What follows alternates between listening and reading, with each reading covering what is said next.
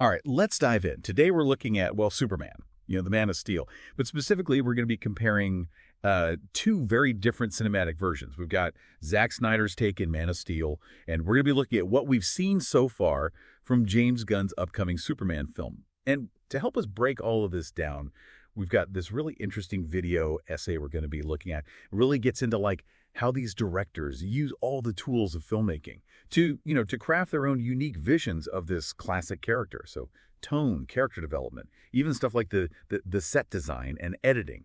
It's fascinating how these elements can totally change how we see a character, right? Like a character we all think we know. Superman. This essay digs deep into that stuff, and it shows how these different approaches lead to two very different Supermen. On the one hand, you've got this Superman who's wrestling with what it even means to exist as him, and then on the other hand, you've got a Superman who just seems to revel in the joy of being a hero. So first, let's talk about atmosphere. When you watch these films, it's like you're stepping into two completely different worlds. With Man of Steel, Snyder creates this world that feels, I don't know, drenched in shadows. Everything's kind of muted. The lighting is harsh. Even the music has this really heavy, almost foreboding feel to it. It's like the world itself is mirroring the struggles that Superman's going through internally, and makes you think, is Snyder trying to tell us that the arrival of someone as powerful as Superman, it throws the whole world off balance. But then you contrast that with what we've seen from Gunn's films so far, based on the trailer anyway. It's just this explosion of color and warmth. There's this feeling of optimism.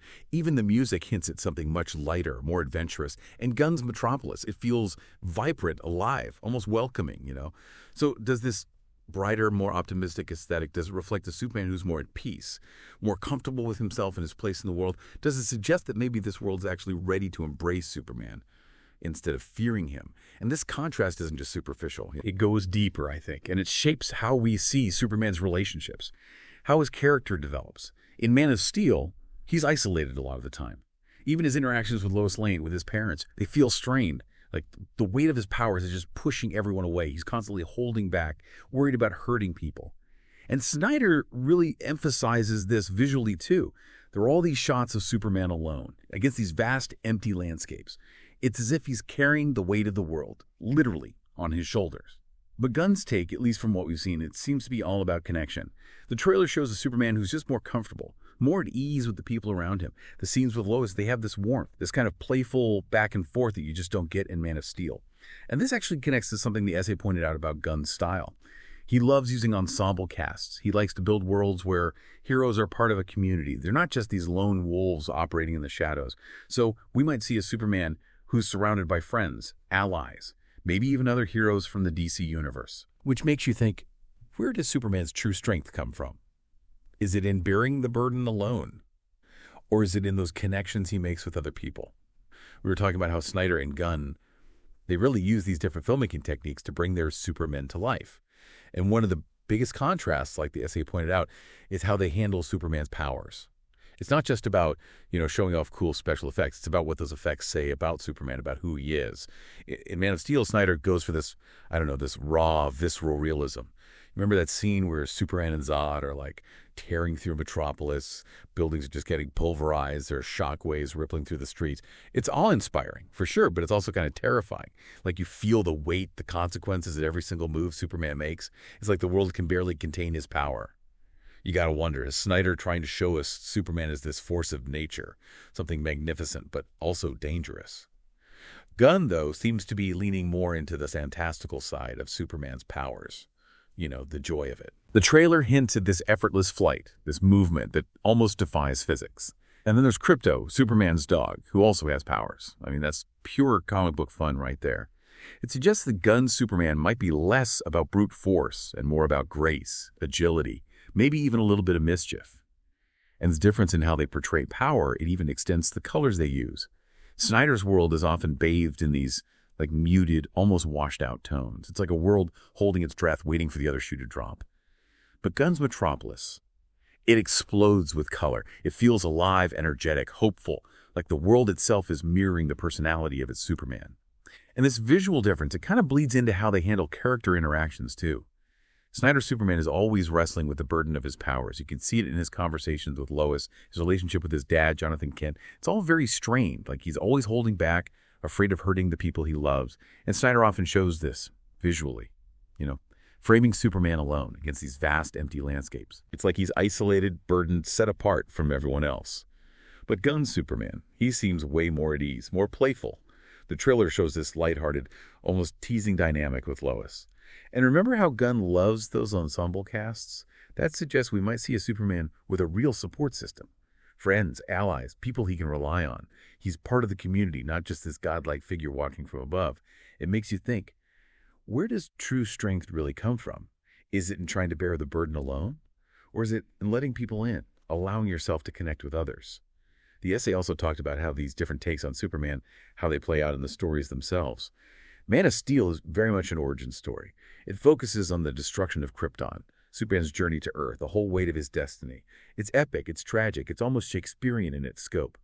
But by going so deep into Superman's past, does it maybe shortchange his present, his life as a hero right now? Gunn, though, seems to be skipping the origin story altogether.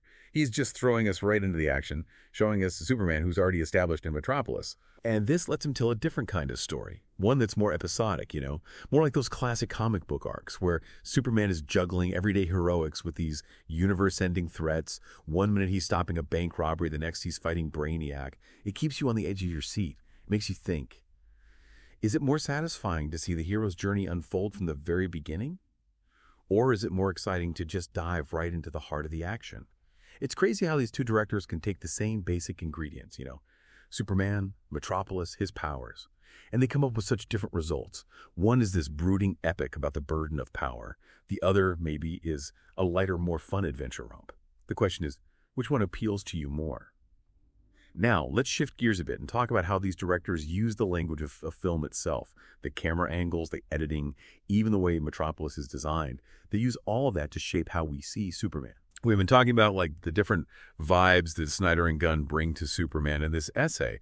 It really dives into how much the actual filmmaking choices, like the way the camera moves, how things are edited, even the set design, how much all that impacts how we see him.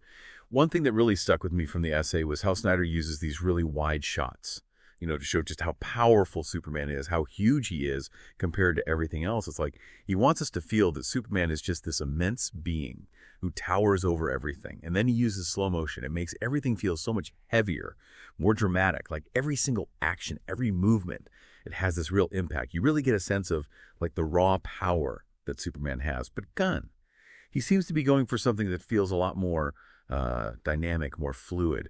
The essay mentioned that we might see some drone shots in this film, to capture Superman flying. And that could give us this feeling of freedom, of movement that we haven't really seen before. And Gunn, he loves these long, continuous shots where the camera just follows the action. So we might see Superman weaving through the city, saving people, but doing it with this real grace, almost like he's a dancer or something. It's a totally different way of showing how powerful he is. It's more about speed, agility, control, instead of just brute strength. Makes you think, does a more graceful Superman change how we see his power, And then there's Metropolis itself. In Man of Steel, Metropolis feels like it's almost a character in itself. It reflects all that uncertainty and conflict that's going on around Superman. Snyder uses these muted, kind of washed out colors. And the sets themselves feel gritty, almost oppressive. It's like the city's being crushed under the weight of Superman's arrival. Makes you wonder, is Snyder saying that maybe our world just can't handle someone like Superman? But Gunn's Metropolis, totally different feel based on the trailer anyway. The colors are so vibrant. And the set design, it seems like it's drawing on that old Art Deco style, but with a modern twist. The Daily Planet, where Superman works, it looks like this bustling, energetic place. And the city itself, it feels more like a community, not just this backdrop for action. So you have to think, does a brighter, more hopeful Metropolis change how we see Superman's role there? Is he this disruptive force, or is he someone who's actually making the city better? And finally, we got to talk about editing and pacing. Snyder's films, they're known for being kind of slow, deliberate. He lets these shots linger, so you really feel the tension building. He gives his stories this, epic, serious feel. Do you think that slower pace gives us more time to, get inside Superman's head? Yeah. To understand all those struggles he's dealing with? Gunn, though, he likes to keep things moving. He's so good at mixing action and humor. You get this really fast-paced, energetic style that grabs you and doesn't let go. Maybe this faster pace will make for a Superman movie that's just pure fun, So, as we wrap up our deep dive into these two different Supermen, it's clear that both Snyder and Gunn, they brought something totally unique to this character. Snyder gives us a Superman who's really wrestling with the weight of his own existence. He's burdened by his power. But Gunn, it seems like he's giving us a Superman who represents, like, the joy of being a hero. A Superman who's actually a part of the world around him. It's so cool to see how both directors used all these filmmaking tools to create these really different, but both really compelling versions of Superman. And the coolest thing, I think both visions totally work. It just depends on what you're looking for, you know? So when you watch these two films, think about which Superman speaks to you more. Which vision feels closer to your own idea of who Superman is? And what does that tell you about what you want to see from Superman in the future?